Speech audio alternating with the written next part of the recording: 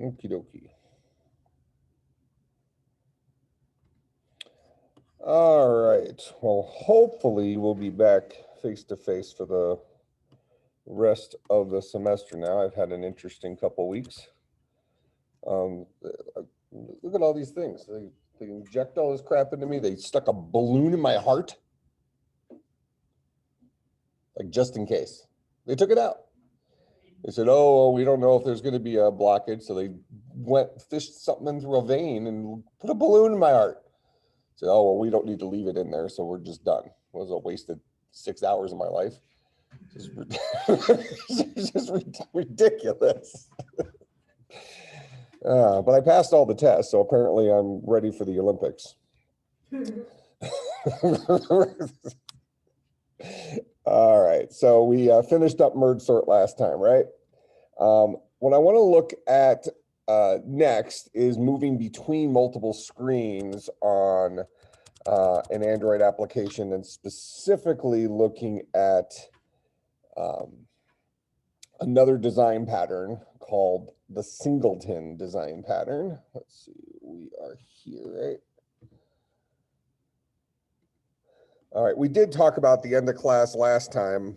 I was just kind of finishing up with it, but let's just rehash that quickly while we're here on this slide. It was asked, like, well, why would we ever do merge sort? It seems scary. It seems complex, yada, yada, yada. Well, first of all, I mean, I would say that merge sort always seems scary to people at first, but it's not because of the merge sort side of it. It's because of the recursion side of it. Recursion is scary, and double recursion is even worse, right? So that's where I kind of encourage you to break it down into how you would solve a problem as a human being. If we're understanding the merge sort algorithm, where we say, okay, well, here's a whole collection. There's more than one thing in here, so it's not trivially sorted. So what do we need to do? We need to break it in half, and then we need to call merge sort on this half and call merge sort on this half. That's 2 calls to merge sort.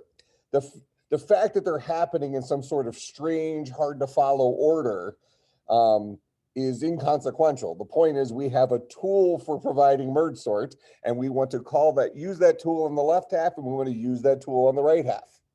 So now what happens is our first call is to the one on the left. Also not a one list. So we split that in half. And what do? We call merge sort on one half and merge sort on the other half. So we're using the tools to solve the problem in which they were designed.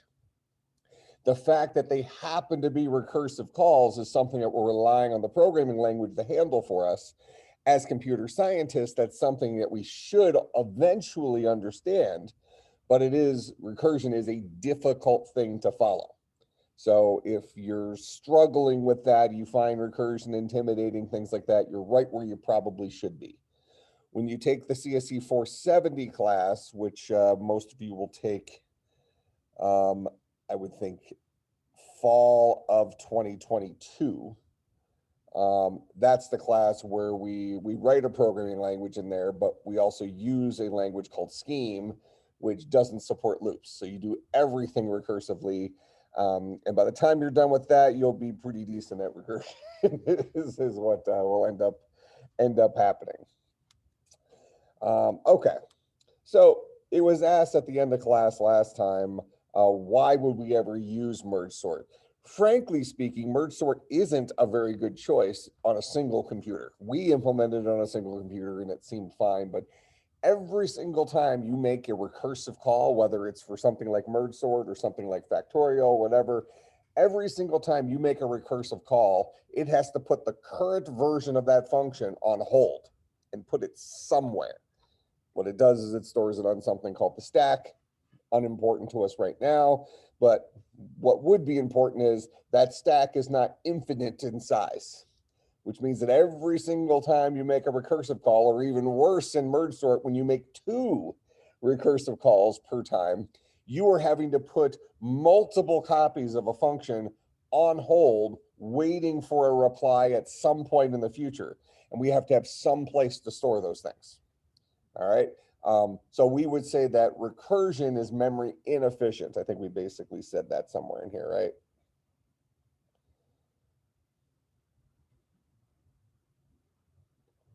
Yeah, So can lead to relatively short solutions to problems. I mean, even if we look at merge sort, we maybe felt like merge sort felt intimidating, but most of our lines were like curly braces where we said, well, if it's this, do this. If it's this, do this. It wasn't really complex things. The real trick to it was figuring out where center was. Where's the middle of your list? So generally speaking, recursion gives us very elegant short solutions, but at the cost of high memory usage because we're having to put those things on hold. So the question was asked, when would we use merge sort?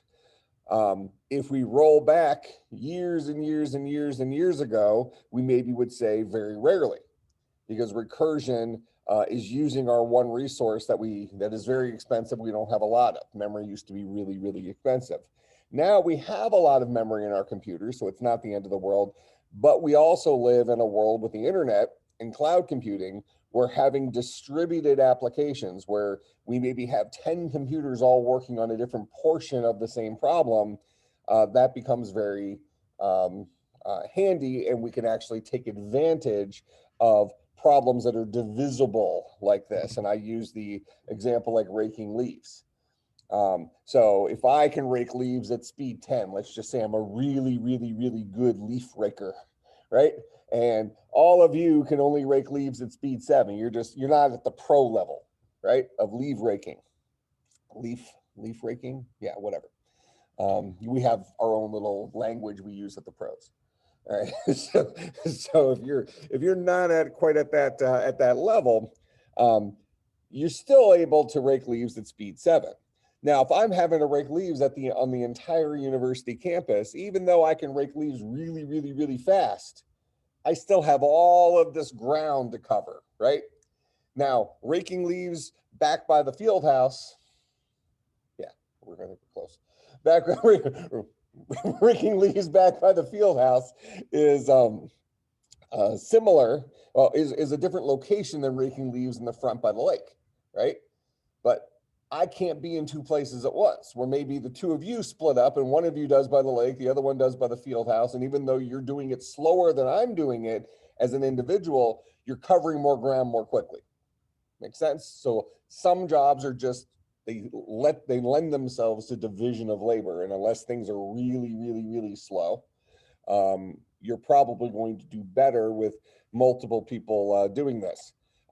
We also now live in a world where, as our computers aren't getting any faster, really, in the big scheme of things, the gigahertz rating of our processors has been relatively similar for many, many years now. But what we're getting now is more cores, right? Our processors, it used to be a single core processor, then it was a dual core processor. Now pretty much every computer comes with a quad core processor. And then we have 6 and 8 core processors, and we have some chips now that are 64.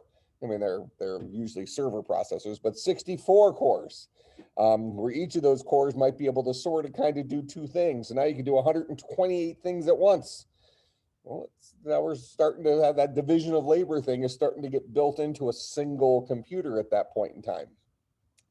And I know everybody in class is completely ethical, has never stolen a movie off the internet, but one thing, if you ever had experimented with something like that, one thing you might run into, a lot of times you'll download a video and it's in a different format. You need to convert it to a format that you're able to watch. And if you're doing that on like your laptop, and this is actually a fairly good example, a lot of times your laptop feels just as fast as your desktop, even though you feel like, okay, well, my gaming machine, my desktop, I spent all this money on, and it's supposed to be 10 times faster and all this stuff, but it doesn't feel any faster. It's in a situation like that where it'll feel faster. Because if you're on some low power, let's just say like a MacBook Air that has like a dual core processor running at a low clock speed because it's trying to preserve battery life and be super light, even though that laptop feels great for all your daily tasks, checking email, things like that, no harm, no foul, everything works great, feels just as fast as your $3,000 gaming machine. If you were to try to convert that an hour-long video, let's say, on your laptop, it's probably going to take 40, 50 minutes to convert that video. If you take that same video over to your gaming machine that's running a Core i7 with 8 cores in it and and stuff like that. And also a good GPU, which might be able to offload some of the math onto the GPU. Converting a video is a division of labor type problem. So you can have one core work on the first 5 minutes, another core work on the next 5 minutes, so on and so forth. You'll find that same video will convert in like 5 minutes. Okay, so things like that can be benefited by having problems that are that fall into the category of what's called divide and conquer. Take advantage of things, and merge sort is one of those. So if you have the hardware or the ecosystem to support it, merge sort can be very fast. If you don't, merge sort's probably not the best choice. Okay, so let's come in here and let's talk about the Singleton design pattern. All right, so again, design patterns are the idea. Remember, they're not necessarily implementation. We've looked at the MVC design pattern, model view controller. So the Singleton design, so a design pattern in and of itself is an idea that dictates a proposed good idea or good solution to a common problem, something like that. All right, so we looked at MVC. MVC said that it's a good idea to keep your logic separated from your user interface, separated from your data. It's a good idea to keep those in separate places. Okay, so then we saw how Android does it. If we went and looked at iOS development, we'd see something similar, but a little bit different take on MVC. You look at .NET development. Hopefully when you did the hackathon this weekend, you saw several teams did, a couple teams did Android, several teams did .NET, and you probably saw how, anybody in here do .NET? Okay, so your group did .NET. So one thing I was looking at, which is bad programming practice, but it's something that .NET leads you down the path to have poor function names for your buttons, let's say. We see in Android that if we want to have a button, we want to have a handler for the on click for a button, right? You go and write your function. The function has to look a certain way.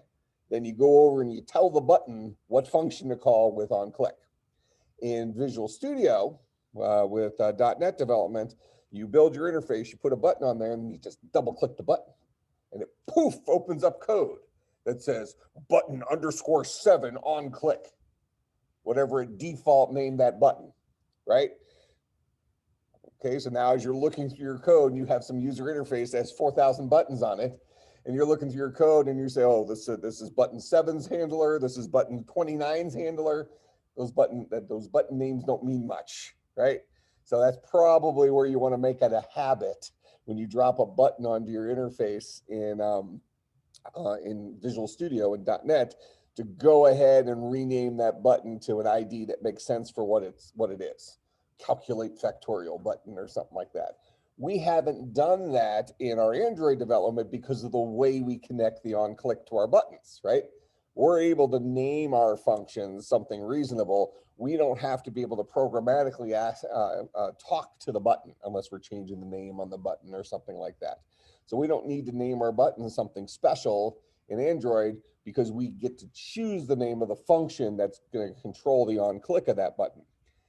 But in .NET, because of the way you implement that on click, instead of having to go in and hit a drop down and choose the function you wrote, you just double click it and it gives you the function. Pretty convenient, really, right? Okay, but it now comes with the caveat that as a programmer, you might want to rename your buttons beforehand. So in that particular case, you saw that implementation of MVC in .NET being very similar, but had a little twist on it relative to what you see in Android Studio.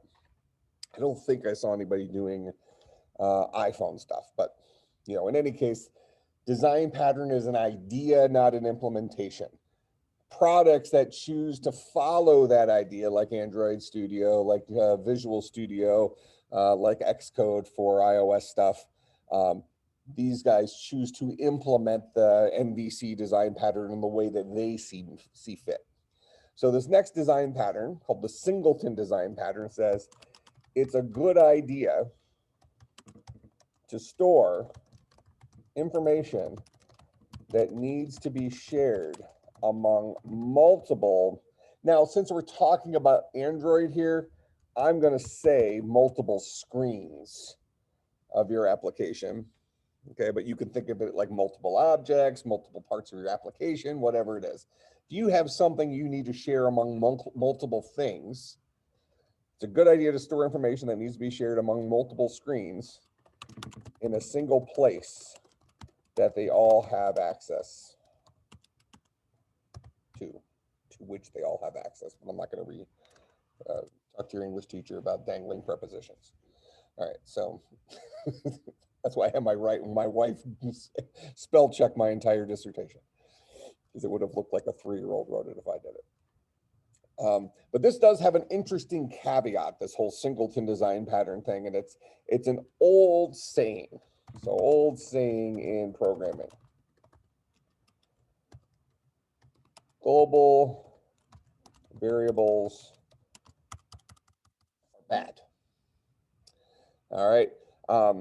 The idea, well, first of all, if we go over to our code here, here's our main activity. We have some global variables we defined right up here, right? Why did we make those global? Well, we made them global because we needed to access them from within multiple functions in this class, right? We went ahead and set the values of those guys. Where are we at? Well, for example, we connected our variable name to its actual thing there inside of onCreate. But down here in some of our other functions, we used those guys. Somewhere here, notify, data set change, things like that. So we needed to access several of these variables within multiple methods inside of this class. So we chose to make them global variables. We're not quite talking about the Singleton design pattern yet, but we're certainly talking about something that's very related to the Singleton design pattern. Now, historic computer programming advice would have been to say that global variables like this are bad ideas. Now, why is that? Well, because if you make inexperienced programmers typically will make all their variables global because then it's convenient and it just works. It's convenient to access them and it just happens to work. We've talked about variable scope before. So when I say variable scope, what am I talking about? What's the scope of a variable? If you were to try to give me the layman's terms version of that. When I say what's the scope of this variable, what are we talking about? Yeah, where we can access that variable, right? So if we look back at this code here, these guys here, because they're defined inside the class but outside any individual function, they are available anywhere inside of the main activity class from this point forward. Make sense? Now, on one hand, that's convenient because now we don't need to worry about passing these guys between functions when we call them. But on the other hand, we can get lulled into, well, I might need to use this in more than one place, so we'll just go ahead and just make it global. So then all of a sudden you have 50 variables up here, including things like int I and stuff like that. You have 50 variables up there that are all accessible everywhere, when really only 5 or 6 of them need to be accessible in more than one place. All right. So with that in mind, we can understand this old saying that there is some truth in that global variables are bad. So variable scope is where we have access to a variable. And then we might kind of throw in there, the more global a variable is, the more places we are likely to have access. Now on the surface, we might say, well, that sounds pretty good. The more the merrier. The easier access, the better, right? We like to put things in nice, convenient places so we can access it. Very similar to problems we solve at home, right? Some things you leave out. So for instance, if you put your shoes on every single day, You might leave your shoes next to the door leaving the house or something like that, because that's a convenient location where you bump into the shoes, you put them on, you leave the house, right? But you have a whole bunch of stuff in your house that you use once a year max, right? Or put in a drawer somewhere and never see again, only to find it 10 years later after you've bought 3 replacements for it because you can never find it, right? Okay. Well, those we don't just leave laying about just in case you run into them, because we don't need to have convenient access to them all the time. Okay. You might leave your Elmer's glue in some drawer somewhere where it's dried up 5 years ago. All right. But that would be an example of that. So at home, we choose to leave certain things out in a global environment because we use them often from different, different starting points, different contexts. But we have other things that we throw in a drawer somewhere or whatever, because we have more situational use of those things. So this isn't any different than what we do in real life. So, the idea here is that we really should define variables at the appropriate scope level for how they will be used.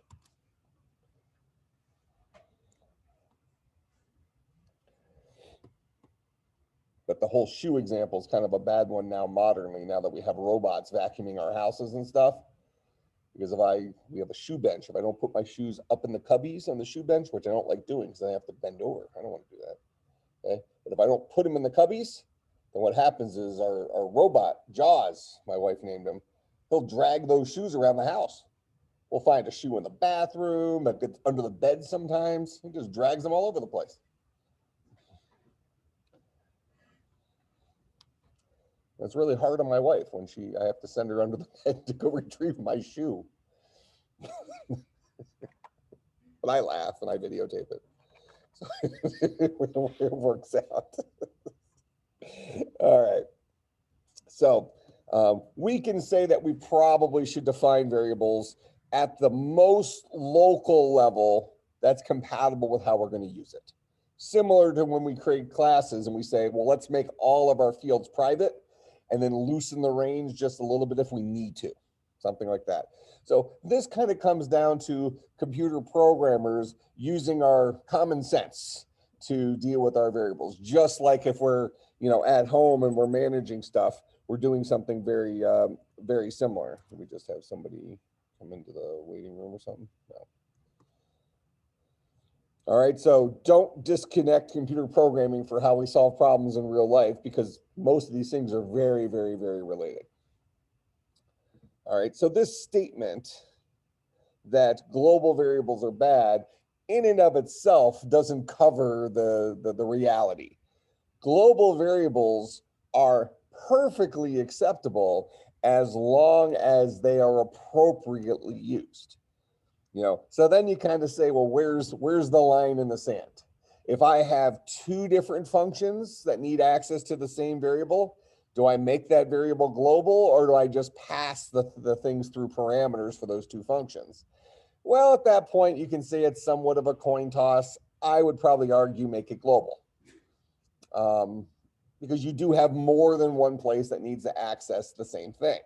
Certainly, once we start getting to 3 or 4 or 5 things that need to access the same thing, we start seeing, maybe more of a need for the globalness of the variables. But definitely, if we have a single function that's going to have a throwaway variable like an int I, we don't want to make that global. We want that thing to live and die with that function, so we don't have it, making a mess around the house with all these extra variables laying around. All right. So the Singleton design pattern says, look, use your own common sense. If you have a variable that needs to be accessed in several places, put it in a place that makes it convenient to access in those several places. Conversely, if you have a variable that only needs access in one place, put it in that one place. Okay, but the singleton would be the name of that single place that we have access to all of our stuff from. All right. So now Singleton's a little bit different than MVC. MVC, well, they're solving different problems, but in terms of us seeing the implementation of this. MVC is something that we will find built into all modern development tools for creating graphic user interface applications. Okay, you saw it with .NET, you see it with Android Studio. I promise it's in Xcode. So any sort of thing you write that allows you to create graphic user interface applications is going to have their own implementation for MVC. Singleton is more of something that's at the level of the language. It really doesn't have much to do about graphical user interface applications. It has much more to do with how do I accomplish the idea of globalness in the language I'm dealing with. So we say, how does Android support sending info between activities? All right, because we've already seen here in Java, I mean, the fact that we're inside of an Android application here is relatively inconsequential, right?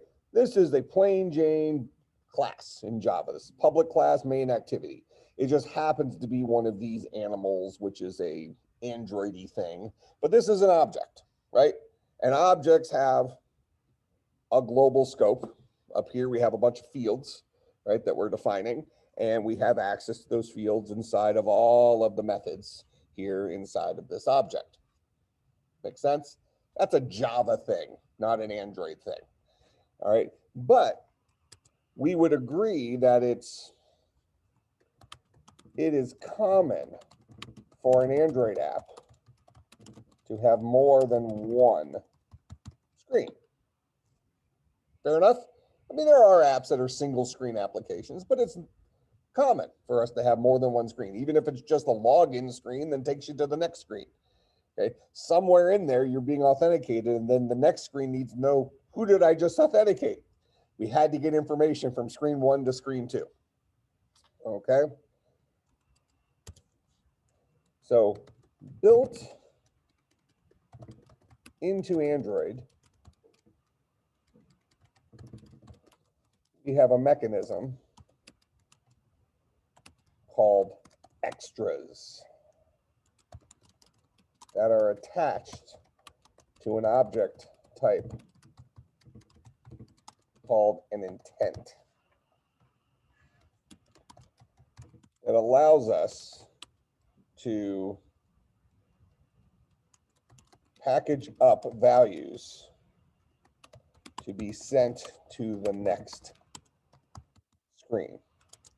We can think of this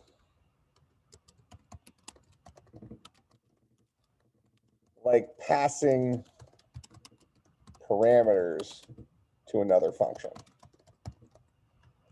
So instead of making it global and accessible by both screens, we're instead saying, okay, I intend to launch another screen. That's this idea of an intent. We're going to see it here in a second. I intend to launch another screen. So I'm going to build my intent. And then I'm going to take these 3 values that I want to get to that other screen, and I'm going to stuff them into this intent. Think of it like a suitcase. All right. So I'm going to put them into the extras. There's a little compartment inside the intent called extras, and I can stuff those 3 values in there. And then I can launch my second screen. Then when you're over on the second screen can say, okay, I'm here. I've been born. I'm inside of onCreate. And what do I do now? Well, maybe I know that the previous guy sent me some stuff. So it's going to grab his own intent. He's going to open the suitcase. He's going to pull those 3 values out. And now he has the 3 values in the second screen. All right. That's one way we can get things through between 2 screens. That's not using a singleton. That's Android's built-in mechanism for saying, how do we send information between screen 1 and screen 2 without leaving messes all over the place? Make sense?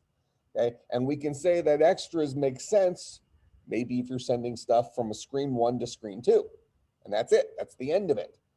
But if you have 10 screens in your application and all 10 of those screens want to know about the current logged in user's name or something like that, well, maybe that would be handy to have in a single place that all 10 screens can just grab and say, welcome, Mike. rather than having to unpack the suitcase every single time they want to get the user's name. Okay, kind of seeing how this is related to a real life type thing. All right, so we're going to say this is not a Singleton application. Rather, this is Android's approach for allowing data to flow between activities.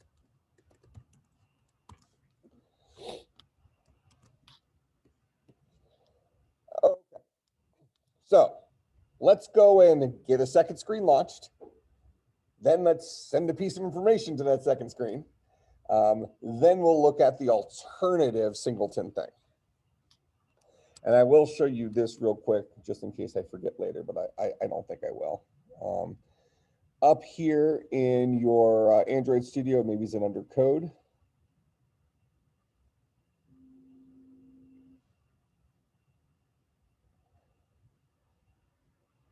There's a way to create a Singleton here in, actually it's probably under File, New Singleton.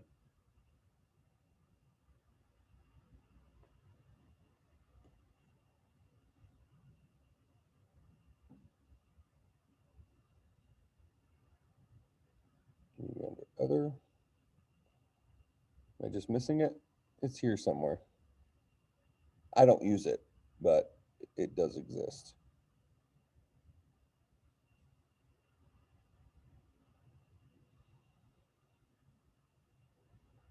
It used to be here at the top level where we would already see it.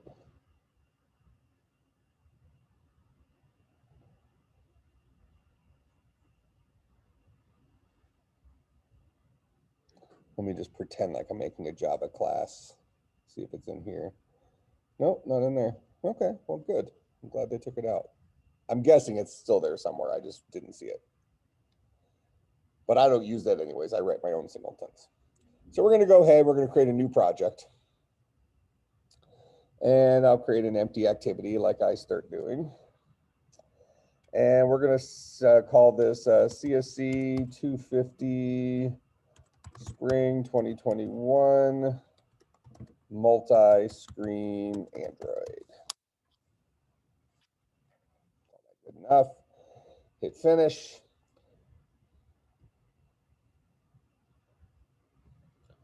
All right, we'll go ahead and do our just initial little bookkeeping stuff where I go into my original interface. I change my constraint layout to a linear layout because I suck at interface building. And make sure you are compartmentalizing it like that. There's probably a good reason that constraint view is the default. For people who have some talent in design, who want to learn how to make, user interfaces that work well on different devices and things like that, you probably don't need to move away from constraint view. It's probably the better approach, right? I'm just not an interface designer, pretty comfortable with linear layouts here. And this is a programming class, not a user interface design class. So if you want to explore beyond that, have at it. All right, and I'm going to make this guy vertical for its orientation. And I'll go ahead and I'll throw a button in here. And for the text for this button, we're going to say, go to screen 2. That's what that guy's going to do. He's going to take us to screen 2. All right, well, let's go ahead so we don't forget. Let's go write our on click for this button. We won't put any logic in there yet, but let's just write it so we can connect it up. So we'll come into our main activity and we'll say public void on next screen button clicked. This guy will take a view v as a parameter. We don't have to name it v, but it has to take a view. And we're going to say launch the next screen in here. That's what we're ultimately going to do. We're not going to write it yet. Well, we'll write it in a minute, but let's get our target set up where we're going. So I'll go back into my interface design. I'll go to my button. I'll go to his on click setting right here. I'll find my function, and there's our example of MVC in Android, which is different than it was in .NET, where you just double clicked on the button. All right, so now this guy does something when I click this button. So I'm going to go ahead, now I'm going to create a new activity. I'm going to have a second activity in my application. And I'm going to make this guy an empty activity. Thank you. And we're going to call this guy screen 2. Now, notice here that there's a button that's called launcher activity. You only get to have this for one of your screens. So we want this to be a second screen, so don't check launcher activity. Launcher activity is our original activity that we created. Not that you can't have a new launcher activity. So I'll go ahead and hit finish. So now this is our second screen, and notice that we have a design for our second screen here. So I'll go ahead and convert the view for this guy to a linear layout. And I'll change its orientation to vertical. And then we'll put a little text thing in here. Oh, this guy. And we're going to have that guy say screen 2 right now. And we'll make it bigger font so I can read it. There we go, screen 2. All right, so now from our main activity, when this button is clicked, we want to launch our second activity, the second screen in this. So we do that by first creating something called an intent. So we're going to say intent I is equal to a new intent, and intents have, let me show you the constructor for an intent. Was it not going to give us the stuff for the constructor? Big money, I think it was about to show us. There we go. So, there's a couple different parameters for intents.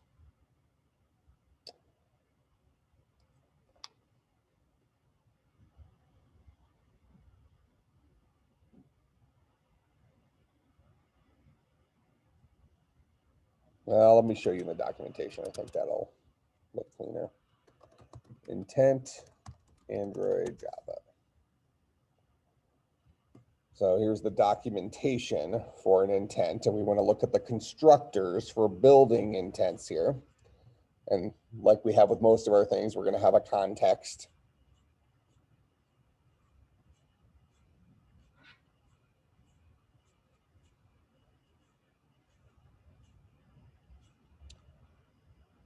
There's all sorts of different things we can have intents for, but we're just launching another screen.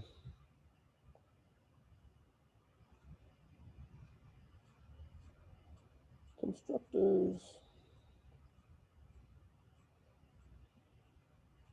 Should have just searched for constructors.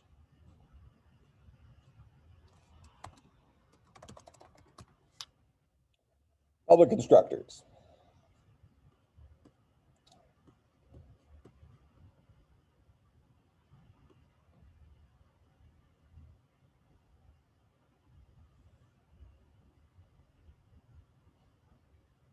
So we're going to have a context. We're going to use this guy right here.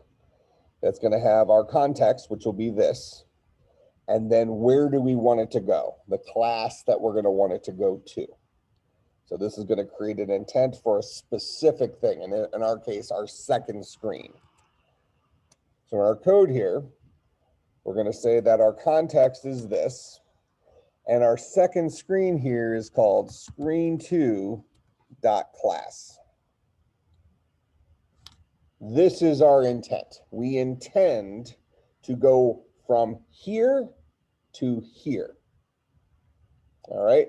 And who knows how to launch a new activity? Because activities are like these special kind of animals in Android, right? They're like a running program that's running on the Android operating system, almost like another, well, it is another program. All right. So the guy who knows how to launch a new activity is this guy. An activity knows how to launch an activity. So we'll say this dot start activity, and you give it the intent for the activity you want to start. And it launches it. All right, pretty easy. So we'll go ahead and run this guy. We should get our initial screen.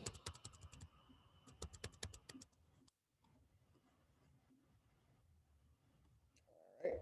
So now when I click on go to screen 2, it should take me to my second screen, screen 2.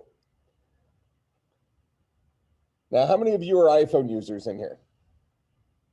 We have 1/3 of this class. What about online? It usually ends up being about half and half. All right. So one interesting difference you'll see between Android and iPhone applications. Generally speaking, applications look a little bit more polished on iPhone. I think that's almost always a truth. Part of it is the developers can make more money selling iPhone apps. The iPhone community tends to be a more affluent community on average. So if you're a developer, you're writing software, might as well write it for the people with money. Not that you don't have Android people with money who are willing to spend it, but if you're writing it for one, write it for the people. Probably the parents who haven't put the locks on the account. You got some kid who's just spent $700 on I don't know what's the current popular game. Candy Crush. They probably guys can spend a bunch of money on Candy Crush. Now you got the shooting games, right? All right, but one interesting difference that you have between the Android ecosystem and the iOS ecosystem is Android, since day one, has a back button built into it, whereas iPhone does not. So an iPhone, if you need to get back to the previous screen in iPhone, you almost always have the interface will have the back button in it or a little arrow going back, something like that. Where Android built into the device has a back button, this guy, that takes you back to the back button, okay? Because what is Android doing? Android is showing, Android maintains a stack of activities, all right? And the activity you currently see on the screen is whatever's at the top of the stack. So when I hit that back button, what am I doing? I am popping the activity off the top of the stack, effectively killing it. It's gone to get back to the previous screen. All right. Now it gets a little bit more, go ahead. It's like backspacing web browser. Yes, but it actually gets a little bit more complicated in modern Android than what I just explained. What I just explained is pretty much early day Android. Modern Android, every application creates its own little virtual machine, its own little pod that its screens live within. That way you don't, because in early versions of Android, you may have run into situations where you flipped back and forth between a couple of applications and went into an application a couple times, then you go back to another application and hit the back button, you would get the other application screen 3 because of the order they were added to the stack. So now stacks live within their own little ecosystem, something like that. And also with multitasking, if you backspace from the main screen of an Android app, fairly often they'll say, are you sure you want to quit this app? Otherwise, a lot of times the way we exit an app is just to go back to home, right? And that app then stays running-ish in the background so we can get back to it quickly, something like that. Okay, but in any case, if I go here and I say go to screen 2 again, this is a brand new activity that's being launched for the first time here. Make sense? All right, so now let's say that I have a value that I want to package with this intent. So I'm going to say add, what is it, put extras, I think? Put extra. Now, and your extras is kind of like a Python dictionary. It's a whole bunch of name value pairs. Okay, so I'm going to put an extra here, and we're going to call this guy name, and its value is going to be Mike. All right, so I am shoving this name value pair into this suitcase. Make sense? Now what I'll do here is on screen 2, I'm going to go ahead and give my text view a name. So we'll call this guy name TV.